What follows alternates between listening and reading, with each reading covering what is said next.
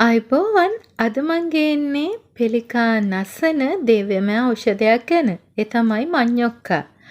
මඤ්ඤොක්කා gram 100ක අඩංගු පෝෂණ ගුණය ගැන ඔයාලා දන්නවා නම් මඤ්ඤොක්කා නිතර ආහාරයට ගනි.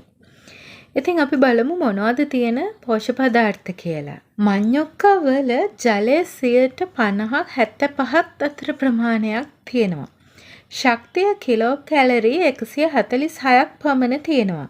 ඒ වගේම ප්‍රධාන පෝෂක වර්ග වන ප්‍රෝටීන්, කැල්සියම්, මේදය, phosphorus, sodium, vitamin B, vitamin B2, vitamin C, යකඩ, අයඩින් වගේ ඒවත් ග්‍රෑම් 100ක මේ කියන ප්‍රමාණයන්ගෙන් තියෙනවා.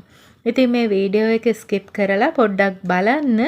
මේ ටික ඔයාලා පොඩ්ඩක් හොඳට ඔලුවට දාගෙන මඤ්ඤොක්කා ආහාරයට ගන්න. මේ තියෙන්නේ ග්‍රෑම් 100ක අඩංගු පෝෂණ ප්‍රමාණ. දැන් අපි බලමු මඤ්ඤොක්කා වලින් අපට ලැබෙන ප්‍රයෝජන. මූලිකවම අපට ඕන ඒ දේවල්නේ.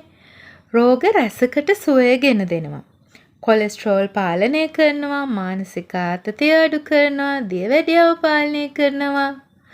ඒ වගේම විවිධ වූ එන්සයිම අඩංගු නිසා පිළිකා නාශක ගුණයද මඤ්ඤොක්කා වල අන්තර්ගත වෙනවා. අධික කැලරි ප්‍රමාණයක් අඩංගු නිසා ශරීරය ටිකක් මහත් වීමකුත් සිදු කරනවා. ඒ වුණාට ඉහතකී රෝග රැසකට ගුණ දෙන හින්දා පාවිච්චි කළාට නම් අගුණයක් නැහැ. කොළ වගේම අලත් ගුණයි. අල වගේම කොළත් ගුණයි. ඉතින් මඤ්ඤොක්කා අලවල පවතින ගුණ ඒ ආකාරයටම කොළවලත් අන්තර්ගත වෙනවා. ඒ හේතුව නිසාම ඔයාලා බත් කනකොට පුළුවන් නම් මඤ්ඤොක්කා කොළ වලින් සකස් කරගත් මැල්ලුමක් ආහාරයට ගන්න. ඒ මැල්ලුම හදන්න හරි ලේසි, වැඩි විස්තර ඕනේ ඒක හරීම ලේසියෙන් හදාගන්න පුළුවන්. හොඳ මඤ්ඤොක්කා කොළ ටිකක් අරගෙන ඒකට තිප්පටු ටිකකුත් දාලා හොඳට කොටලා ඊට පස්සේ කොච්චි ටිකකුත් දාලා තමන්ගේ රස අනුව හදාගත්තකි. එළඟි තෙලෙන් මලවල කනවා නම් ගොඩක් හොඳයි කියන එක රෙකමන්ඩ් කරන්න පුළුවන්. ඉතින් මඤ්ඤොක්කා කොළවල විශේෂයෙන් තියෙනවා ප්‍රෝටීන් සහ විටමින් වැඩි ප්‍රමාණයක්. ඉතින් වයසට යාමේදී ඇතිවෙන අමතක වීම පාලනයක් සිදු කරනවා මේ මඤ්ඤොක්කා කොළ වලින්.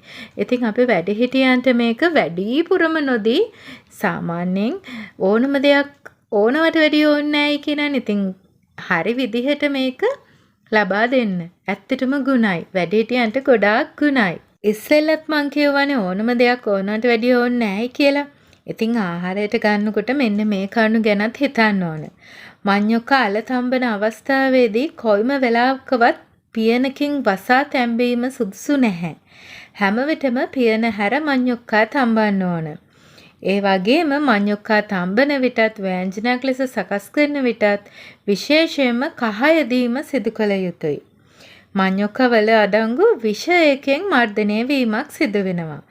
පළුදු මඤ්ඤොක්කා අල නම් ආහාරයට ගැනීමට ඉතාමත් අහිතකරයි. ඒක හොඳින් මතක තබා ගන්න ඕන.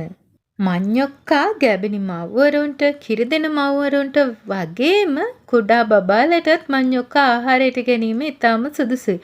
මොකද මං ඉස්සෙල්ලා පුනා සඳහන් කළානේ මේකේ තියෙන පෝෂක පදාර්ථ ගැන.